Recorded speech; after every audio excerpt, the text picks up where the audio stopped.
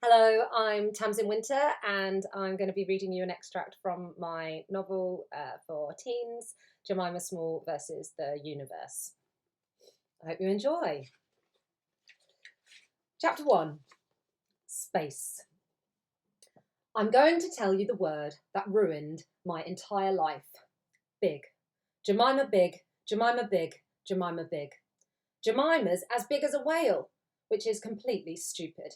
Even the smallest species of whale is 2.5 metres long and weighs 181 kilograms. But it's pointless telling anyone that. People at my school don't care about facts. They still say I look like one. They still call me Jemima Big when my name is Jemima Small.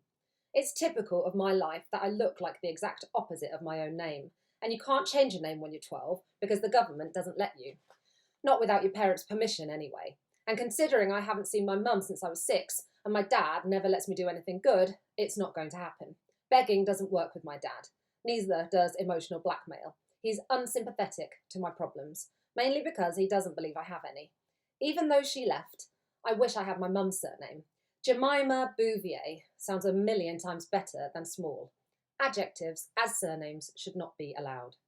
When I was younger, I thought being the biggest girl in my class was the same as being the tallest, or having the longest hair, or being double jointed like Izzy Newman, who could bend her thumbs all the way back so they touched her wrists.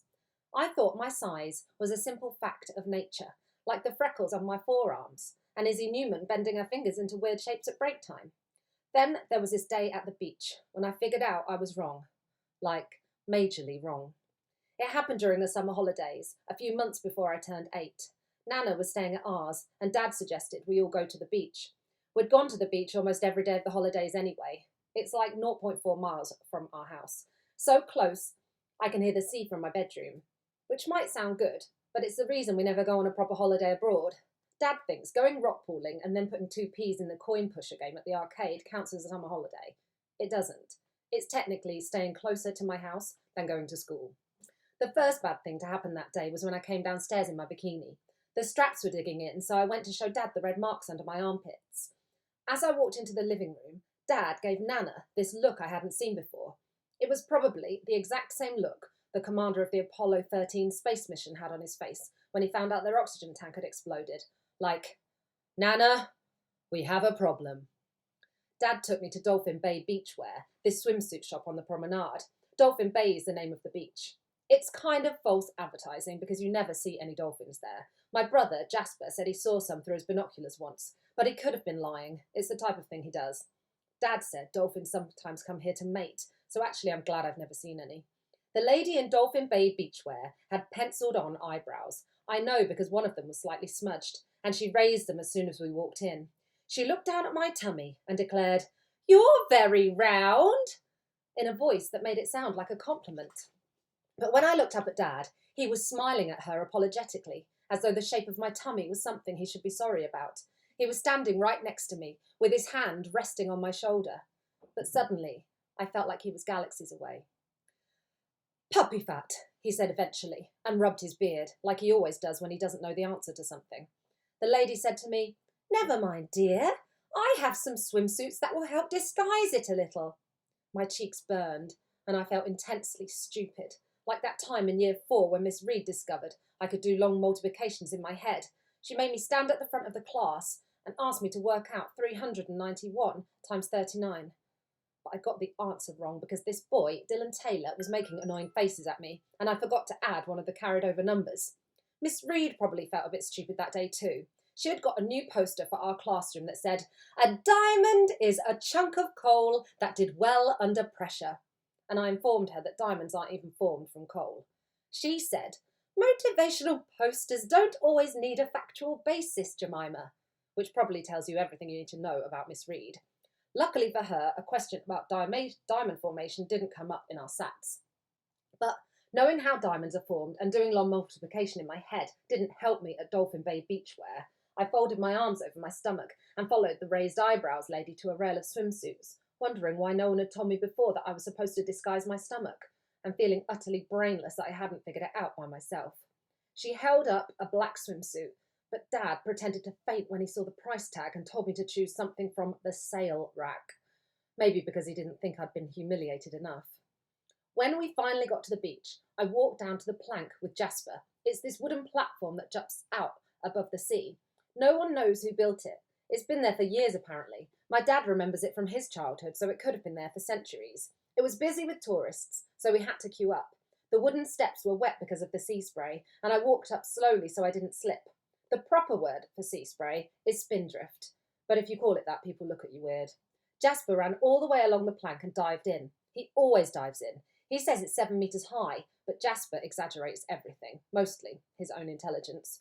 The sea below is about 7 metres deep. The planks only about 4 metres above sea level. It still feels like a big jump though. I heard the crash of Jasper hitting the water, then walked carefully to the end of the platform and curled my toes over the edge. I watched Jasper's head emerge from the waves. He shook the water out of his ears and shouted, "Shark!"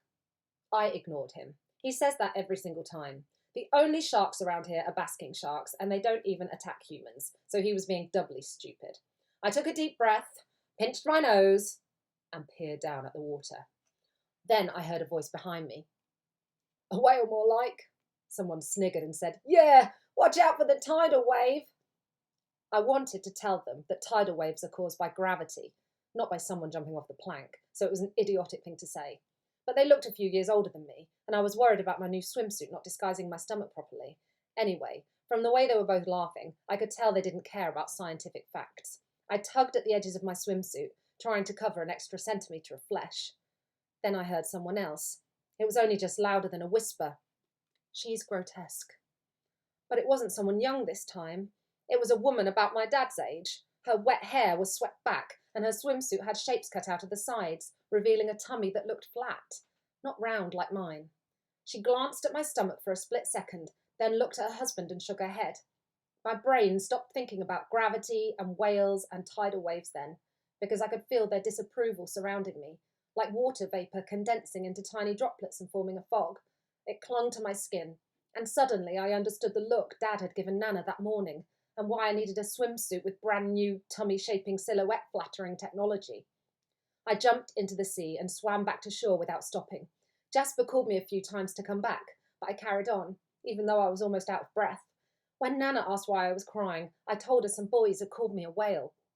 She rubbed a towel over my hair and said, "Oh, sweetheart, it's because whales are strong swimmers."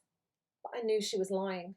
She gave me a packet of soft mints, and Dad sighed extra loudly, then looked at her the same way he had that morning about my bikini. So I didn't say anything else.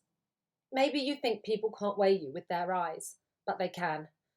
Maybe you think people who love you don't lie, but they do. Okay, so that is the opening of Jemima Small versus the Universe.